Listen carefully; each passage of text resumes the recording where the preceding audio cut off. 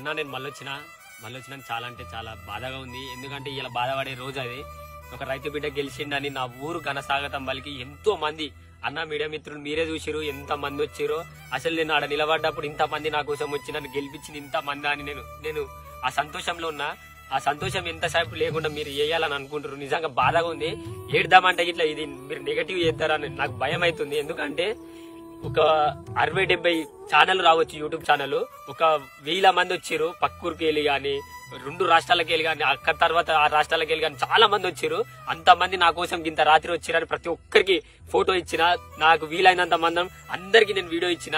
నేను అన్నం తినలే, నాకు అయితే లేదని అన్నం తినదంగి పోతే కొంతమంది వచ్చి వాళ్ళు మీరే అన్న మీడియా మిత్రులు మీరే నాకు 5 నిమిషాలు నాకు 10 నిమిషాలు నేను ఇట్లా మనిషినే కదా అన్న. నేను అప్పుడు ఇట్లా అన్న నేను మనిషినన్నా నేను తినాలన్నా నాకు అయితే లేదు నాకు ఓపిక లేదంటే నానా మాటలు మీరే అన్నారు. ఫస్ట్ నుంచి పెట్టలే సగం నుంచి పెట్టి మిమ్మల్ని నెగటివ్ చేస్తా అంటే అన్న ఒక రైతు బిడ్డ రైతులను గెలిపించుకున్నా అన్న.